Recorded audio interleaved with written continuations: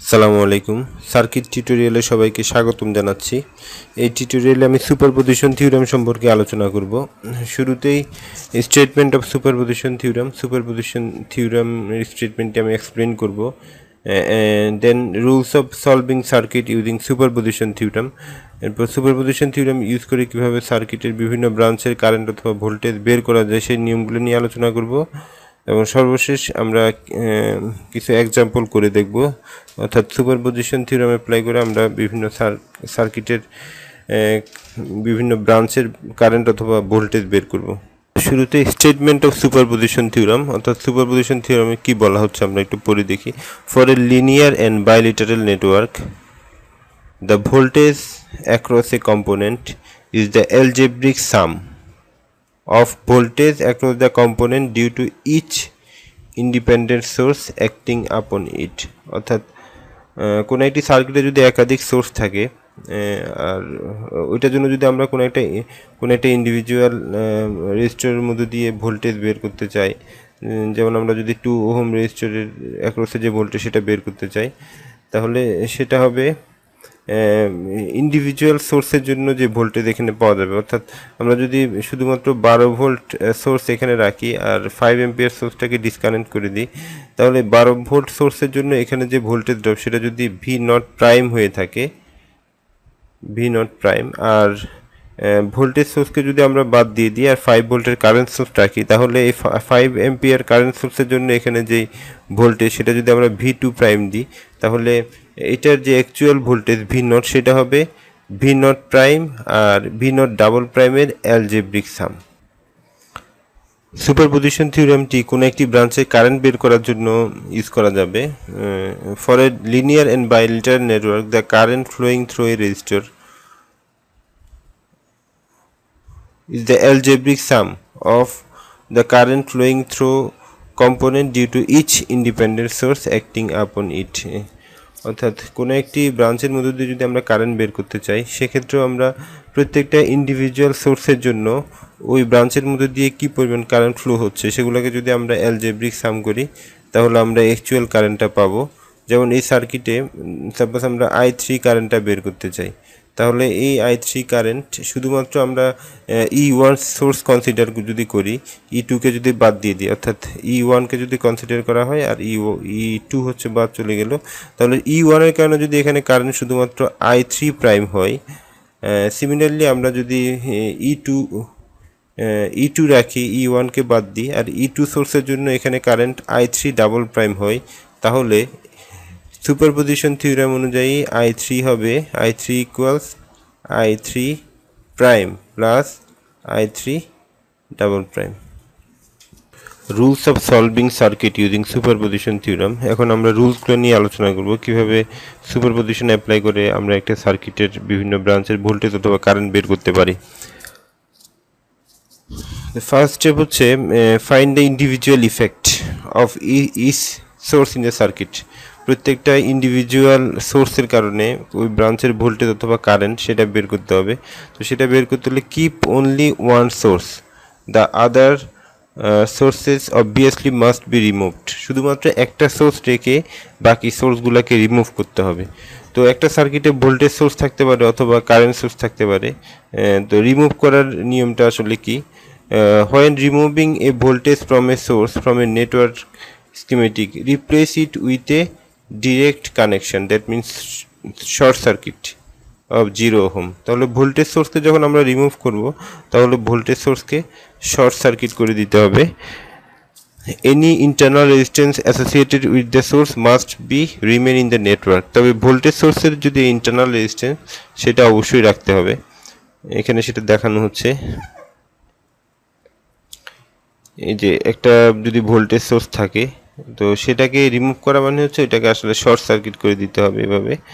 তবে যদি ওই সোর্সের কোনো ইন্টারনাল রেজিস্ট্যান্স থাকে, তাহলে ইন্টারনাল রেজিস্ট্যান্সটাকে রেখে দিতে হবে। আর যদি ইন্টারনাল রেজিস্ট্যান্স না থাকে, সেই ক্ষেত্রে শুধুমাত্র শর্ট সার্কিট করে দিতে হবে। কারেন্ট সোর্সের ক্ষেত্রে নিয়ম হচ্ছে কারেন্ট সোর্সকে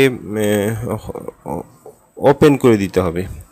এখানে লেখা আছে সেটা, when removing a current source from a network schematic replace it by an open circuit of infinite ohm, অর্থাৎ এটাকে একেবারেই ওপেন সার্কিট করে দিতে হবে। এটাকে ডিসকার্ড করা মানে হচ্ছে এটাকে ওপেন সার্কিট করা। তবে এটার যে internal resistance, parallel internal resistance যেটা আছে সেটা অবশ্যই রেখে দিতে হবে।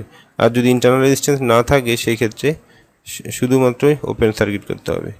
তাহলে একটা সার্কিটে সুপারপজিশন থিওরাম অ্যাপ্লাই করে যদি আমরা কোনো ব্রাঞ্চের ভোল্টেজ অথবা কারেন্ট বের করতে চাই, তাহলে যে কোনো মুহূর্তে শুধুমাত্র একটা সোর্সকে অ্যাক্টিভ রাখতে হবে আর অন্য সোর্সগুলোকে ডিসকার্ড করে দিতে হবে। তো ডিসকার্ড করার ক্ষেত্রে যদি সেটা ভোল্টেজ সোর্স হয়ে থাকে, ভোল্টেজ সোর্সকে শর্ট সার্কিট করে দিতে হবে, আর যদি কারেন্ট সোর্স হয় তাহলে কারেন্ট সোর্সকে ওপেন সার্কিট করে দিতে হবে। তো সুপারপজিশন থিওরাম অ্যাপ্লাই করে আমরা এই সার্কিটটি সলভ করে দেখব। এখানে বলা হচ্ছে using superposition theorem find V naught for the following circuit. এই ভি নটটি বের করতে হবে, অর্থাৎ 2 ওহম রেজিস্টার অ্যাক্রসে যে ভোল্টেজ ড্রপ ভি নট সেটাই বের করতে হবে। তো সুপারপজিশন থিওরাম অনুযায়ী আমরা এখন শুধুমাত্র একটা সোর্সকে অ্যাক্টিভ রাখবো এবং অ্যাক্টিভ রাখবো, এরপরে ওই সোর্সের জন্য এটার অ্যাক্রসে যে ভোল্টেজ সেটা বের করব। ধরা যাক যে আমরা 5 অ্যাম্পিয়ার সোর্সকে শুধু অ্যাক্টিভ রাখবো আর 12 ভোল্টকে আমরা রিমুভ করে দিব। সেক্ষেত্রে যদি আমরা ধরি 5 অ্যাম্পিয়ার সোর্সের জন্য এখানকার ভোল্টেজ ড্রপ হচ্ছে ভি নট প্রাইম। এরপরে আমরা 12 ভোল্টকে শুধু অ্যাক্টিভ রেখে 5 অ্যাম্পিয়ার সোর্সটাকে ডিসকার্ড করে দিব। তো 12 ভোল্ট সোর্সের জন্য আমরা যদি ধরি যে এটার voltage drop V naught double prime, তাহলে আমরা ভি নট ইকুয়ালস লিখতে পারবো V naught prime plus V naught double prime. তো আমরা শুরুতে 5 অ্যাম্পিয়ারকে রেখে 12 ভোল্টকে যদি আমরা রিমুভ করি তাহলে সার্কিটটি কী হবে,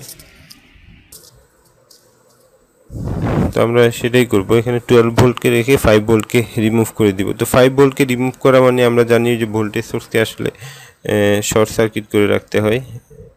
তো ভোল্টেজ সোর্সটাকে আমরা শর্ট করে দিলাম সেটাকে রিমুভ করে। এখন এই 5 অ্যাম্পিয়ার কারেন্টের জন্য আমরা এখানে যে ভোল্টেজ ড্রপ সেটা বের করব। তো এখানে যেটা দেখা যাচ্ছে যে 5 অ্যাম্পিয়ার কারেন্টটা আসলে এখানে দুই ভাগ হয়ে যাচ্ছে, একটা অংশ এই ব্রাঞ্চে যাচ্ছে, একটা অংশ এই ব্রাঞ্চে যাচ্ছে। তো এখানে 2 ওহম এবং 3 ওহম এই দুইটা রেজিস্ট্যান্স হচ্ছে সিরিজে আছে, আর তার সাথে 5 ওহম রেজিস্টরটা প্যারালালে আছে। আমরা এটাকে এভাবে ড্র করতে পারি।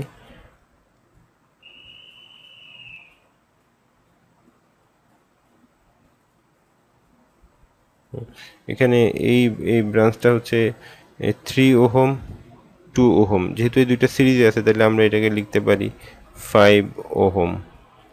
আর এখানে যেই রেজিস্টরটা আছে সেটা হচ্ছে 5 ওহম। তাহলে এই 5 অ্যাম্পিয়ার কারেন্টটা আসলে কিছু অংশ এই রেজিস্ট্যান্সের মধ্যে দিয়ে যাবে আর কিছু অংশ এই রেজিস্ট্যান্সের মধ্যে দিয়ে যাবে। তাহলে এখানে যেহেতু দুইটাই সমান, তাহলে আমরা বলতে পারি এই দিকে যাবে 2.5 অ্যাম্পিয়ার আর এই দিকেও যাবে 2.5 অ্যাম্পিয়ার। তো অর্থাৎ এই ব্রাঞ্চের মধ্যে দিয়ে আসলে 2.5 অ্যাম্পিয়ার কারেন্ট ফ্লো হচ্ছে। তাহলে এখানে যে ভোল্টেজ ড্রপ হবে সেটা যদি আমরা বের করি, সেটা তো আমরা অলরেডি ধরে নিচ্ছি এখানে ভি নট প্রাইম। তাহলে ভি নট প্রাইম হবে 2.5 অ্যাম্পিয়ার ইন্টু 2 ওহম, অর্থাৎ এখানে এই ভোল্টেজটা হবে 5 ভোল্ট। এখন যদি আমরা এই সোর্সটাকে অ্যাক্টিভ রেখে কারেন্ট সোর্সকে ডিসকার্ড করে দিই তাহলে সেটা কেমন হবে। তো কারেন্ট সোর্সকে ডিসকার্ড করা মানে হচ্ছে কারেন্ট সোর্সকে আসলে ওপেন সার্কিট করে দিতে হবে। এটাকে আমরা ওপেন সার্কিট করে দিলাম। আর এখানকার যে ভোল্টেজ সেটার নাম দিলাম ভি নট ডাবল প্রাইম। তাহলে সেটা আমরা কিভাবে বের করব, এখানে ভোল্টেজ সোর্স যেটা আছে সেটার সাথে এই তিনটে রেজিস্টার সবগুলাই সিরিজে আছে। তো অর্থাৎ এই 12 ভোল্টের কিছু অংশ 5 ওহম রেজিস্টারের মধ্যে দিয়ে ড্রপ হবে, কিছু 3 ওহম রেজিস্টারের মধ্যে দিয়ে এবং কিছু 2 ওহম রেজিস্টারের মধ্যে দিয়ে। তো আমরা ভোল্টেজ ডিভাইডার রুল অ্যাপ্লাই করে এই ভি নট ডাবল প্রাইম বের করতে পারি। V naught double prime equals, আমরা বের করতে যাচ্ছি 2 ওহম রেজিস্টারের মধ্যে দিয়ে ভোল্টেজ ড্রপ, সুতরাং উপরে হবে 2 আর নিচে হবে সবগুলা রেজিস্টারের যোগফল ইনটু টোটাল ভোল্টেজ। তাহলে এখানে 2 ডিভাইড বাই 10 ইন্টু 12, অর্থাৎ ভোল্ট 2.4 ভোল্ট পাওয়া যাবে। সুতরাং আমাদের সুপারপজিশন থিওরেম অনুযায়ী আমরা যে অ্যাকচুয়াল ভি নট বের করতে চাচ্ছি সেটা হবে V not prime plus V naught double প্রাইমের অ্যালজেব্রিক সাম। তো এখানে ভোল্টেজ ড্রপের ডিরেকশন সেম, এখানেও আসলে voltage drop V not prime যেটা ছিল এদিকে প্লাস মাইনাস, এটার জন্য voltage drop plus minus same sign হওয়ার কারণে আসলে সরাসরি যোগ হয়ে যাবে 5 প্লাস 2.4 7.4 ভোল্ট। অর্থাৎ আমাদের এখানে যেই ভি নট বের করতে বলা হচ্ছে সেটা হবে 7.4 ভোল্ট। এটি হচ্ছে আনসার। আমরা এখন আরেকটি প্রবলেম সলভ করে দেখি। Using superposition theorem find the current through R2 resistor. Superposition theorem apply করে এই সার্কিটের R2 রেজিস্টরের মধ্যে দিয়ে কারেন্ট কত সেটা বের করতে হবে। অর্থাৎ এটাকে যদি আমরা বলি IR2 এই রেজিস্টরের মধ্যে দিয়ে কারেন্ট, তাহলে সেটাই বের করতে হবে। এখানে দুটি সোর্স, একটি হচ্ছে কারেন্ট সোর্স আর একটি হচ্ছে ভোল্টেজ সোর্স। তো শুরুতে আমরা ধরে নিলাম যে আমরা শুধুমাত্র কারেন্ট সোর্সকে অ্যাক্টিভ রাখবো, ভোল্টেজ সোর্সকে ডিসকার্ড করে দিব। তো সেক্ষেত্রে আমাদের সার্কিটটার কী অবস্থা হবে? তো আমরা এখন ধরে নিই যে এখানে শুধুমাত্র ভোল্টেজ সোর্স ডিসকার্ড হয়ে যাবে। তাহলে ভোল্টেজ সোর্সটা আমরা এটাকে মুছে দিলাম, আর এটাকে আমরা ভোল্টেজ সোর্সকে শর্ট সার্কিট করে দিলাম। তাহলে ধরে নিই শুধুমাত্র এই 6 অ্যাম্পিয়ার কারেন্ট সোর্সের জন্য এখানকার যে কারেন্ট সেটা হচ্ছে IR2 প্রাইম। তাহলে এই IR2 প্রাইম আমরা কীভাবে বের করব? এখানে দেখা যাচ্ছে 6 অ্যাম্পিয়ার কারেন্টটা এখানে এসে দুই ভাগ হয়ে যাচ্ছে, আর এখানে আমরা যদি সার্কিটটিকে একটু নতুন করে ড্র করি তাহলে এটা এভাবে দেখাবে।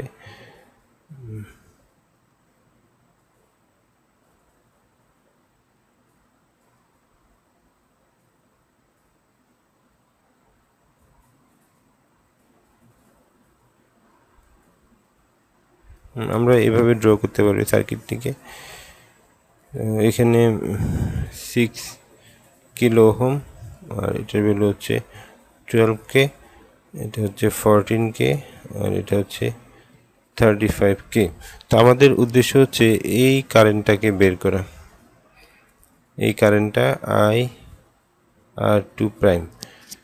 তো আমরা দেখতে পাচ্ছি এখানে 6 অ্যাম্পিয়ার কারেন্ট এখানে এসে আসলে দুই ভাগ হয়ে যাচ্ছে, কিছু অংশ 6K এর মধ্যে দিয়ে যাচ্ছে, কিছু অংশ 12K এর মধ্যে দিয়ে যাচ্ছে।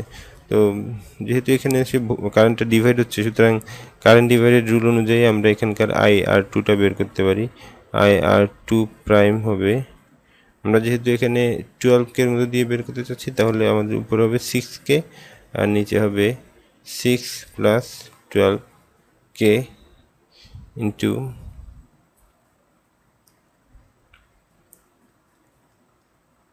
6 মিলি অ্যাম্পিয়ার। তাহলে এখানে 6 divide by 18 into 6 milliampere, 2 milliampere. তাহলে আমরা শুধুমাত্র 6 মিলি অ্যাম্পিয়ার কারেন্ট সোর্সের জন্য এখানকার যেই কারেন্ট সেটা পেলাম 2 মিলি অ্যাম্পিয়ার, আর কারেন্টের ডিরেকশন কিন্তু এই দিকেই আছে, অর্থাৎ এই ডিরেকশনেই 2 মিলি অ্যাম্পিয়ার কারেন্ট আমরা পেলাম। এবার যদি আমরা ভোল্টেজ সোর্সটাকে অ্যাক্টিভ রেখে কারেন্ট সোর্সটাকে ওপেন করে দিই, তাহলে সার্কিটটা কেমন দেখাবে?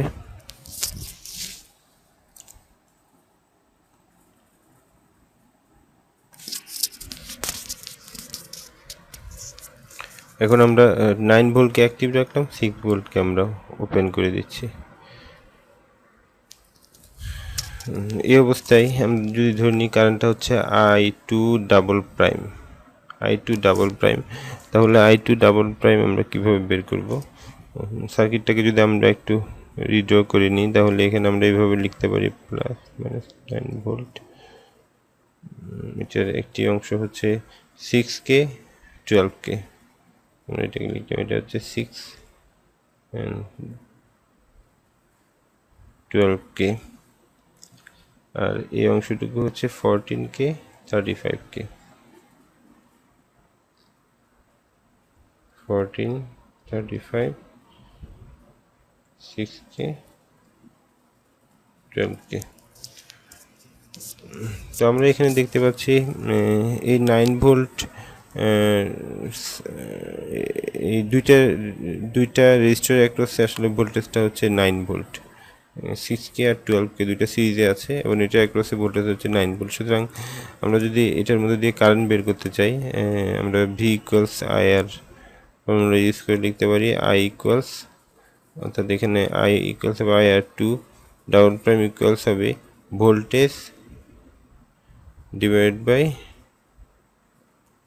রেজিস্ট্যান্স। টোটাল রেজিস্ট্যান্স হচ্ছে 6 প্লাস 12, অর্থাৎ এখানে হচ্ছে 9 ডিভাইড বাই 18K। তো এটা ক্যালকুলেট করলে হবে 0.5 মিলি অ্যাম্পিয়ার। তাহলে এই 0.5 মিলি অ্যাম্পিয়ারের ডিরেকশনও কিন্তু একই দিকে, অর্থাৎ ডিরেকশন এই দিকেই হবে। সুতরাং আমরা দুইটা কারেন্টের ডিরেকশন সেম পেলাম। তাহলে ফাইনালি আমরা সুপারপজিশন থিওরেম অনুযায়ী IR2 equals IR2 prime plus IR2 double prime, অর্থাৎ এর আগে পেয়েছি আমরা 2 মিলি অ্যাম্পিয়ার প্লাস এখন পেলাম 0.5 মিলি অ্যাম্পিয়ার। টোটাল কারেন্ট হবে 2.5 মিলি অ্যাম্পিয়ার।